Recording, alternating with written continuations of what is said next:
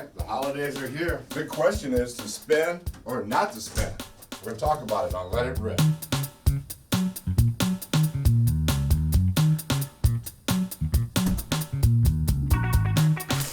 Hey, I'm Mike Gilliam in the CUNY TV studios in the shadow of the Empire State Building in New York City. Welcome to Let It Rip.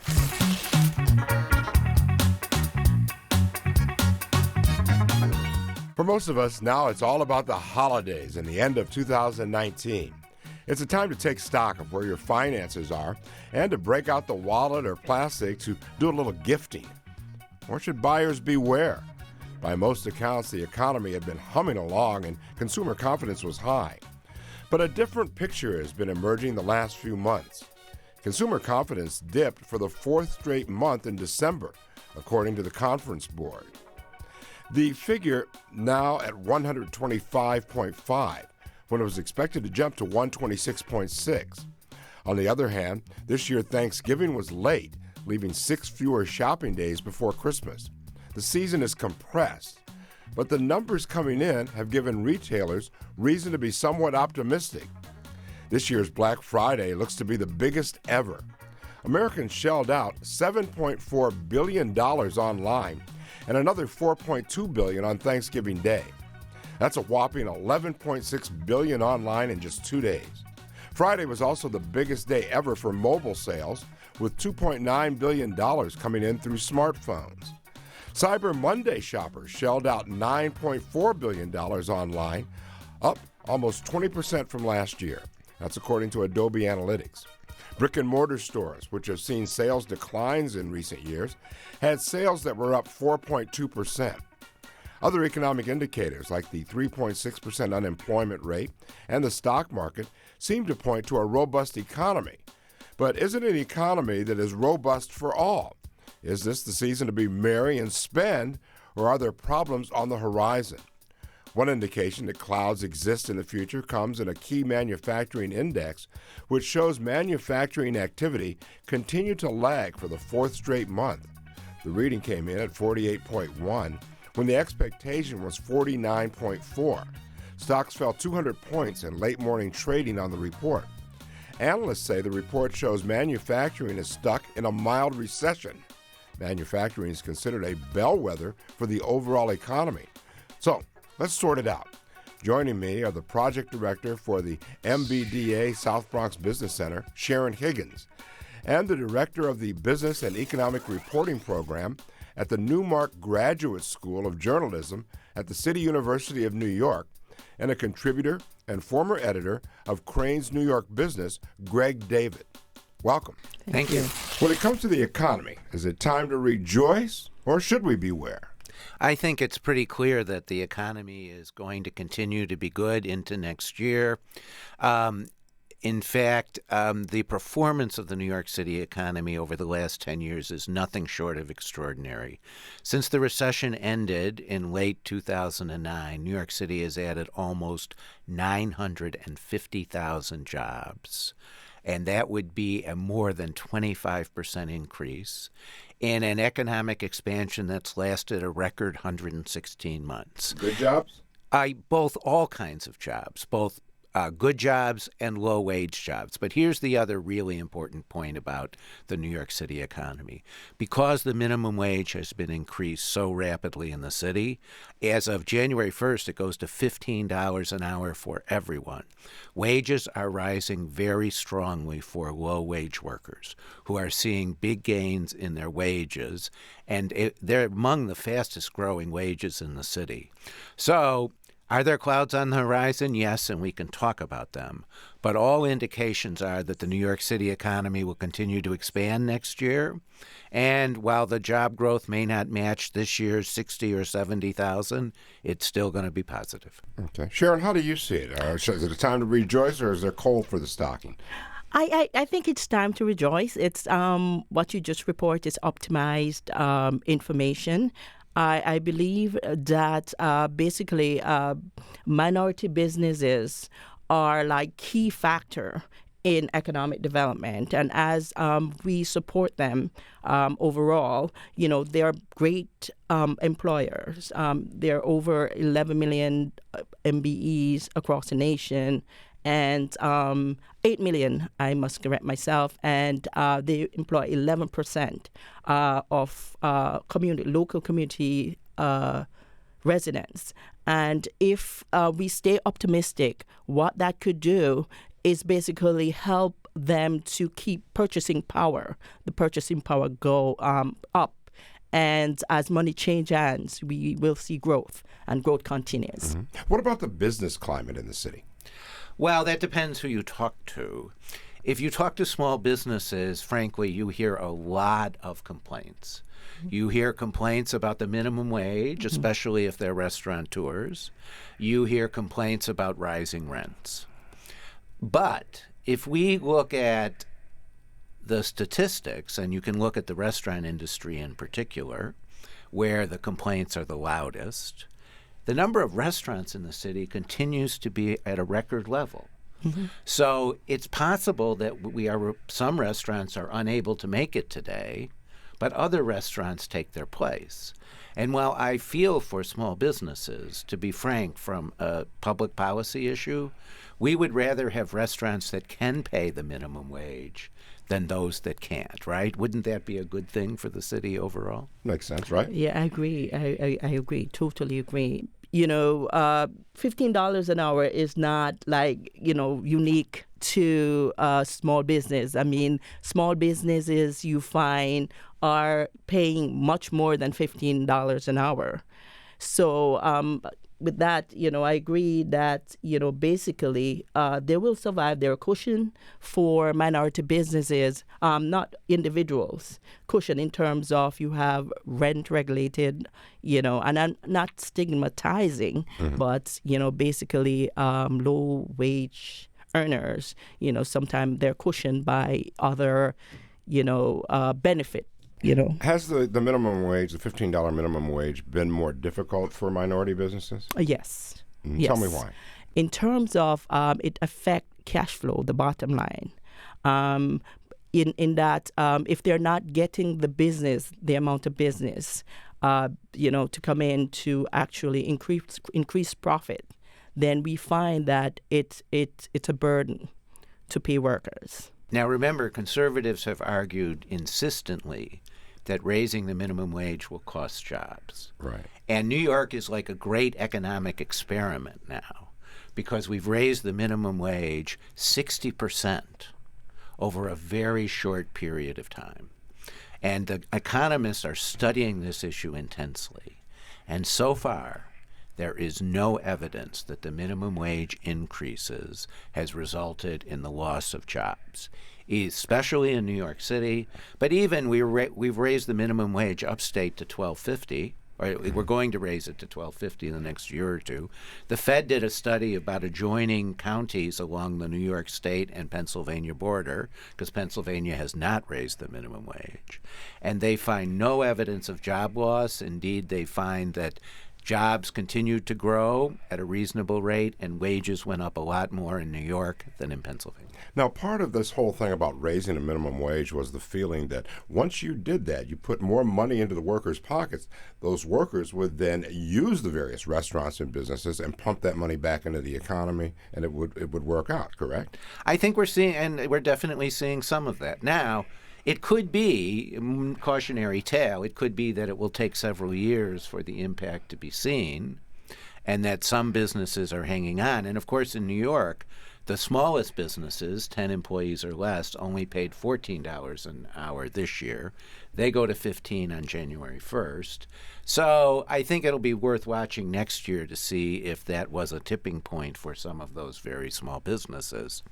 We'll just have to see. What about the other side of that, though? One of the things that everybody was, well, not everyone, but many people were concerned about was the fact that once you increase that wage to $15 an hour, things would cost more. Like your Big Mac might be $9.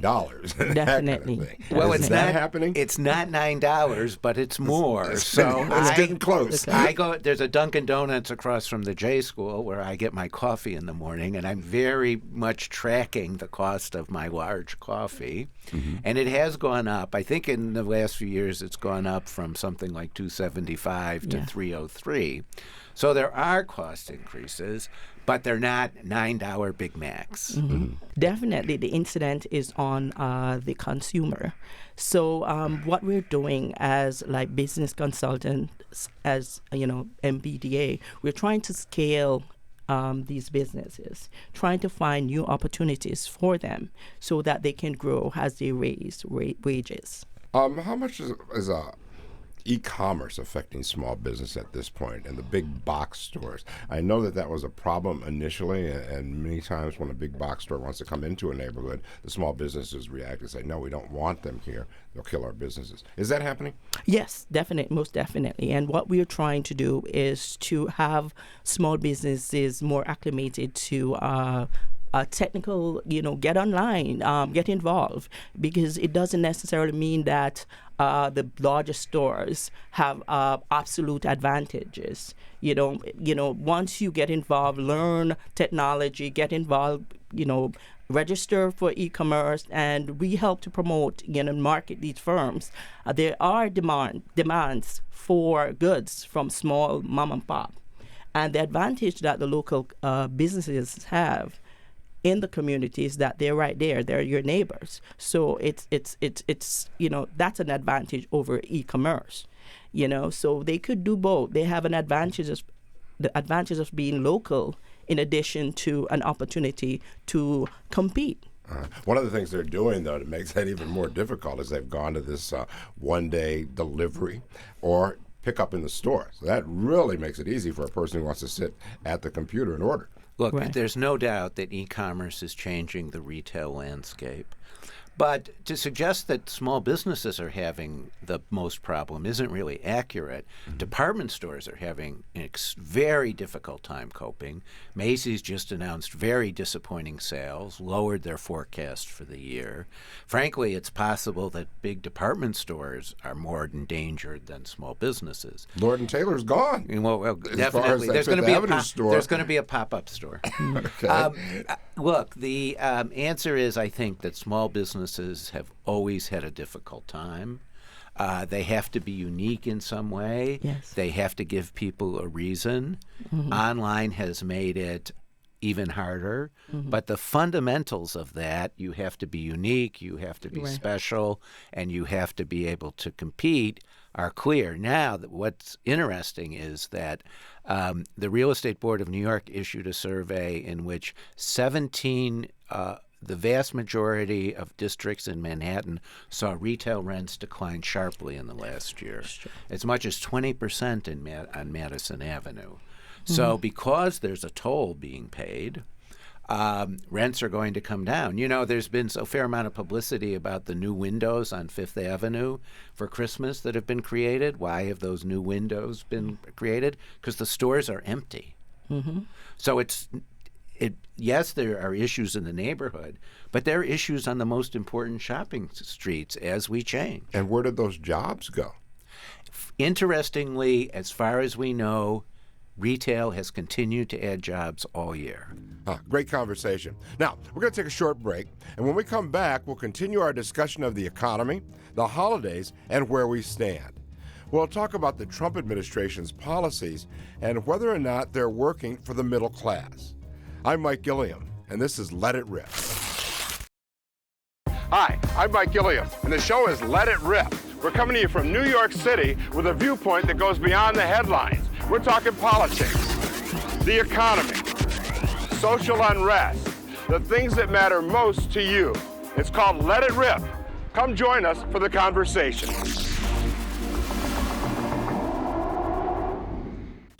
Welcome back to Let It Rip. I'm Mike Gilliam. We're talking about the economy and the holidays with the project director for the MBDA South Bronx Business Center, Sharon Higgins, and the director of the Business and Economic Reporting Program at the Newmark Graduate School of Journalism at the City University of New York, and a contributor and former editor of Crane's New York Business, Greg David. The national unemployment rate is down to 3.6%, but some have questioned whether that's translating as good news for all. The president has claimed credit for the numbers, but the numbers for minorities are not as good as for whites. 4.1% of Latinos are unemployed, and an even higher number, 5.4% of African Americans are jobless. And most will tell you wages are stagnant. So, what's happening with the jobs? Greg, you were saying that you don't think the wages are stagnant at this point, right? Not in New York, because we've raised the minimum wage. It's clearly not the story in New York. Look, it's true that African American and Hispanic unemployment is higher, but both numbers are at record lows. So there has been a fair amount of improvement in those numbers as well. Why do you think that the unemployment numbers have improved so much? Because the economy's been good, because we have created many jobs.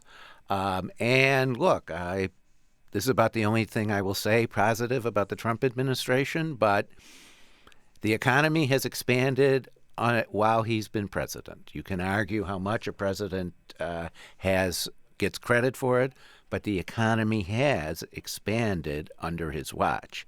Having said that, most of the policies that he has instituted represent important threats to the future of the economy.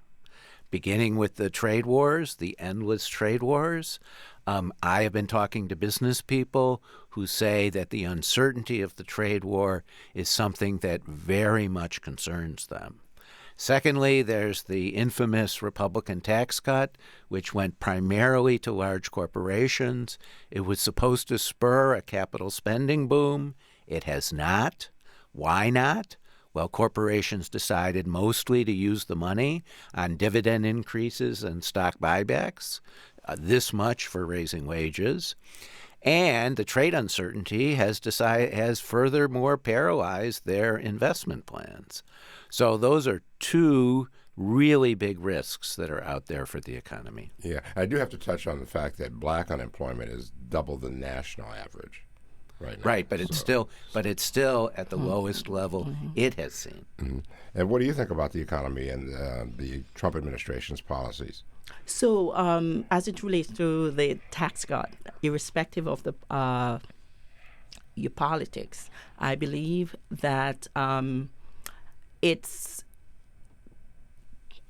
positive in the sense that it will provide an opportunity for corporation, not as we see it, large corporation, but small and minority-owned, businesses to attract investment. So that's one plus. And if minorities, since they are like the chief employers in local economy, to us it looks as though it's going to do well for the employment of minority and the local communities. So in that sense, you mean like trickle down? It's a trickle down effect, basically. Now. So I believe, because then investors, not necessarily here, but from abroad, opportunity to look at companies, small companies here, and to invest. Right now, the corporate tax rate is 21%. So while looking at it internationally, it may not be the most attractive, but it's we can add other values. But what about access to capital for black and brown companies? And that's a challenge. That's a challenge. That's our challenge. So that's where we see this opportunity as an opportunity for investors, not necessarily here, but from abroad. Because some companies here that are small minority firms that seem small here in the U.S., it might be a big opportunity for for investors in India, China, or other places in the world to invest. An opportunity. Remember, the EB-5 visa is an opportunity. If you invest, I think it went up to $750,000. It was $500,000. If you invest $750,000 in this economy, it translates into a green card. So I was going to ask you how you get them to invest, but you waited the green card. So that's a sell. So in that sense, it's a plus. And I think while the tax cut has its pluses and minuses, I think it's a great opportunity if we try to work it. Okay, I want to go back to the economy now. We're getting close to the end of the year here. Okay. 2019 is just about out of here.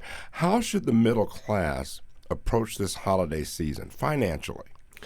I think that the middle class is in pretty good shape, and jobs are going to still be plentiful next year.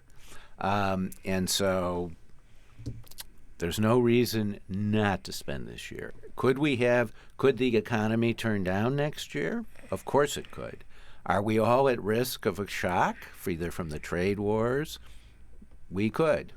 Actually, and I'm waiting to see when the market decides to focus in on the election and the risks it poses to sectors, because if someone like Elizabeth Warren is on course to be the Democratic nominee, whether you're in financial services or banks or Wall Street or tech, big changes could be coming to how you operate. Okay. So we'll see all those factors, but there's no reason to think.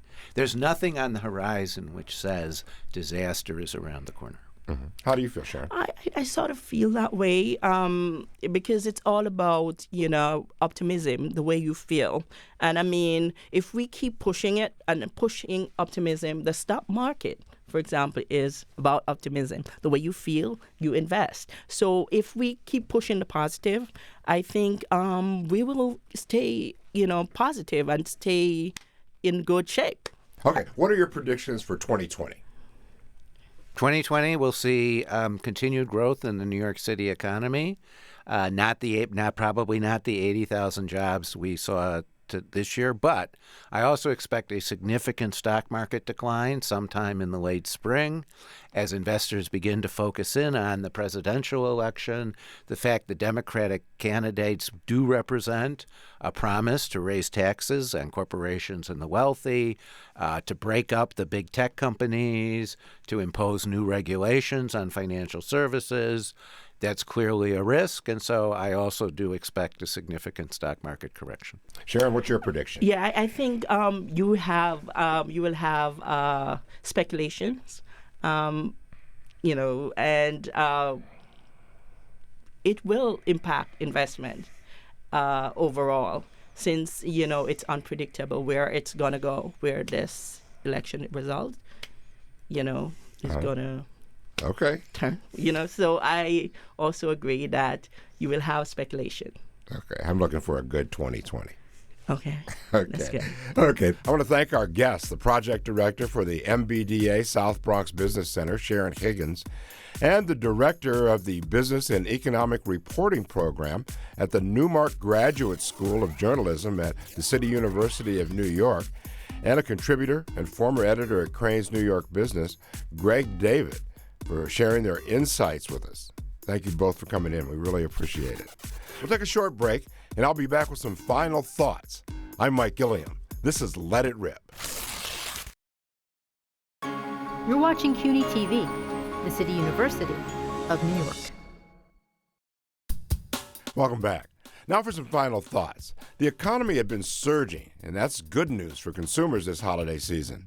But there are some troubling signs on the horizon, and consumers appear to have taken notice. The unemployment rate looks great, and the markets have been doing well. But there are other indicators that are giving economists pause. Consumer confidence is not where it was expected to be as we wind up 2019 and head into the next decade. Manufacturing numbers have also fallen short of expectations and indicate the economy has been contracting for the last 4 months. That's not a good thing, given that manufacturing, which only makes up a fifth of the GDP, is still considered a bellwether of the overall economy. So that would be a good number to keep your eye on in the coming months. Trade is another area where uncertainty has been the norm, when many would like to see all of the trade wars and concerns simply cleaned up. Then there's debt, personal debt. Americans are taking on more and more of it, and that could come back to haunt consumers. Though we've cut back on credit card debt in the wake of the 2008 recession, the average American household still owes about $8,400. Not a good place to be if the bottom falls out of the economy again. And the landscape is changing. E-commerce has changed the game and will continue to do so. It's great to get everything delivered, but jobs are shifting. Just a few things to keep an eye on as we head into 2020. So enjoy the holidays and ring in the new year. For our producer, Tyreek Washington, and all of us here, happy holidays. Thanks for a great year and all the best in 2020. Here's wishing you a safe and prosperous new year. I'm Mike Gilliam. We'll see you next time on Let It Rip.